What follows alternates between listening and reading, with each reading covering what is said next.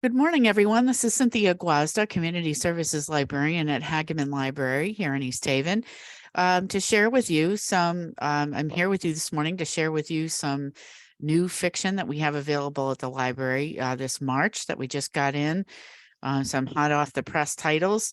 So without further ado, I'm going to talk with you about those, do a little presentation for you.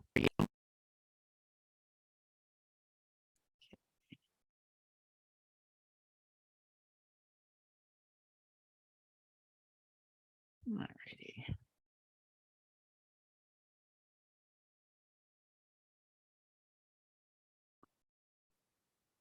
Okay. New and featured fiction at the Hagaman Library for March 2023. So the first book is called Stars in an Italian Sky, Stars in an Italian Sky, and that's by Jill Santopolo. Genoa, Italy, 1946. Vincenzo and Giovanna fall in love at 21, the moment they set eyes on each other. The son of a count and the daughter of a tailor, they belong to opposing worlds. Despite this, the undeniable spark between them quickly burns into a deep and passionate relationship until shifts in political power force them each to choose a side and commit what the other believes is a betrayal, shattering the bright future they dreamed of together. New York, 2017. Cassandra and Luca are in love. Although neither quite fits with the other's family, Cass and Luca have always felt like a perfect match for each other. But when Luca, an artist, convinces his grandfather and Cass's grandmother to pose for a painting, past and present collide and reveal a secret that changes everything. That's called Stars in an Italian Sky by Jill Santopolo. Hell Bent by Lee Bardugo. Dark Academia is back with a roar in the spellbinding sequel to Ninth House. Find a gateway to the underworld, steal a soul out of hell. A simple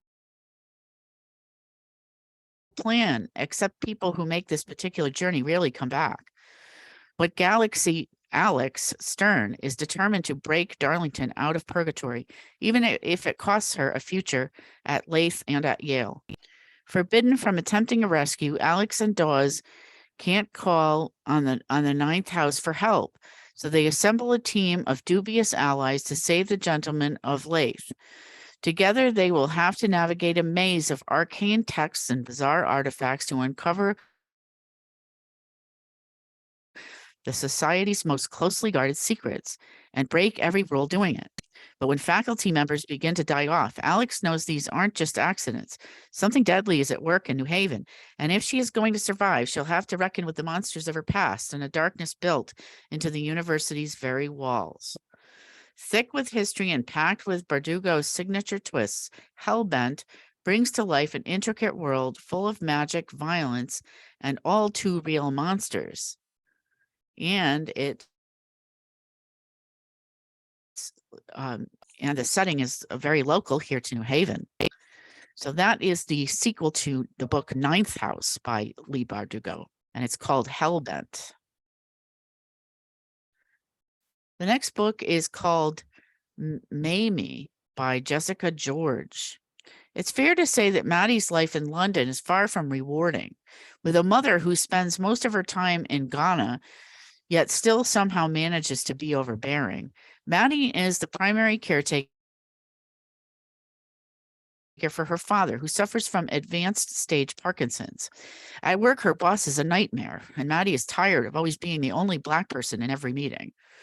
When her mom returns from her latest trip to Ghana, Maddie leaps at the chance to get out of the family home and finally start living. A self-acknowledged late bloomer, she's ready to experience some important firsts.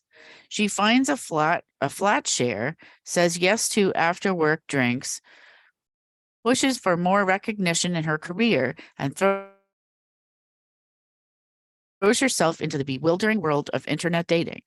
But it's not long before tragedy strikes, forcing Maddie to face the true nature of her unconventional family and the perils and rewards of putting her heart on the line. Smart, funny, and deeply affecting, Jessica George's Mamie deals with the themes of our time with humor and poignancy, from familial duty and racism to female pleasure, the complexity of love, and the life-saving power of friendship.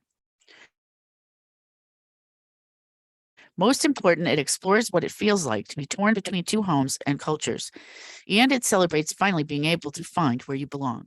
That's Mamie by Jessica George. The next book is called Code Name Sapphire by Pam Jenoff. 1942. Hannah Martel has narrowly escaped Nazi Germany after her fiancé was killed in a pogrom.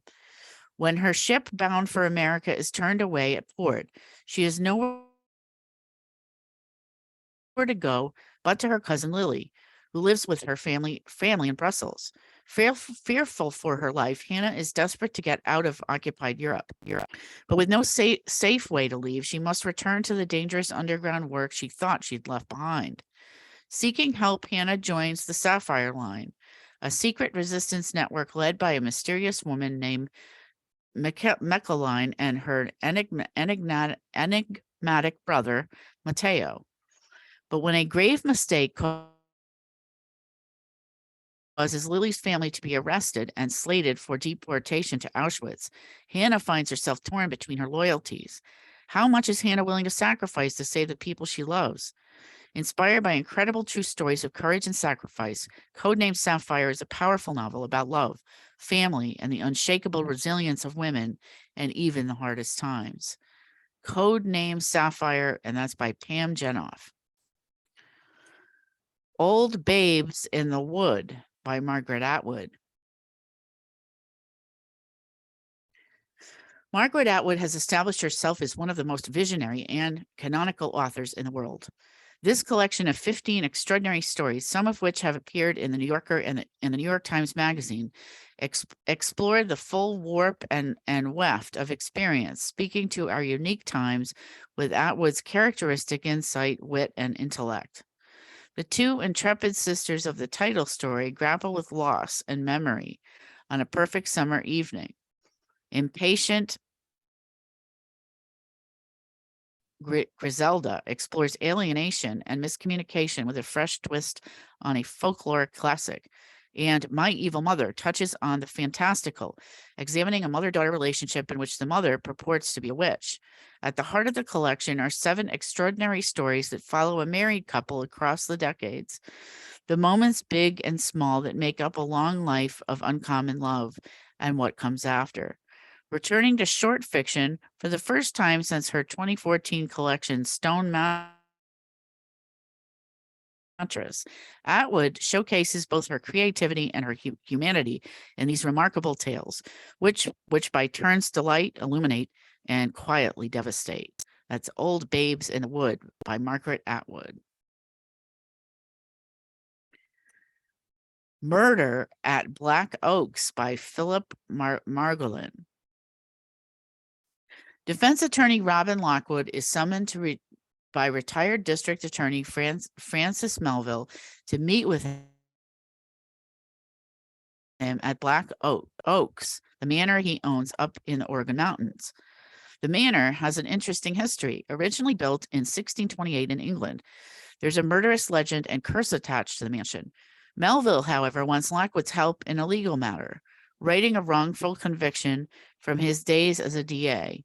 A young man, Jose Alvarez, was convicted of murdering his girlfriend, only for Melville years later, when in private practice, to have a client of his admit to the murder and to framing the man Melville convicted.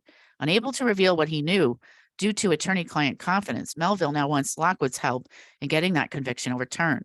Successful in their efforts, Melville invites Lockwood up to Black Oaks for a celebration. Lockwood finds himself among an odd group of invitees, including the bitter, newly released Alvarez. When Melville is found murdered with a knife connected to the original curse, Lockwood finds herself faced with a conundrum. Who is the murderer among them, and how do we stop them? How to stop them before there's another victim? And that's called Murder at Black Oaks by Philip Margolin. The Night Travelers by Armando Lucas Correa. Berlin, 1931. Allie Keller, a talented young poet, is alone and scared when she gives birth to a mixed-race daughter she names Lilith. As the Nazis rise to power, Allie knows she must keep her baby in the shadows to protect her against Hitler's deadly ideology of Aryan purity. But as she grows, it becomes more and more difficult to keep Lilith hidden. So Allie sets in motion a dangerous and desperate plan to send her daughter across the ocean to safety. Havana, 1958. Now an adult, Lilith has few memories of her mother or her childhood in Germany. Besides, she's too excited for her future with her beloved Martin, a Cuban pilot with strong ties to the Batista government. But as the flames of revolution ignite, Lilith and her newborn daughter, Nadine, find themselves at a terrifying crossroads. Berlin, 1988. As a scientist in Berlin, Nadine is dedicated to ensuring the dignity of the remains of all those who were murdered by the Nazis. Yet she has spent her entire lifetime avoiding the truth about her own family's history. It takes her daughter, Luna, to encourage Nadine to uncover the truth about the choices her mother and grandmother made to ensure the survival of their children. And it will fall to Luna to come to terms with a shocking betrayal that changes everything she thought she knew about her family's past. Separated by time, but united by sacrifice, 4 women embark on journeys of self-discovery and find themselves to be living testaments to the power of motherly love. That's called The Night Travelers by Armando Lucas Correa.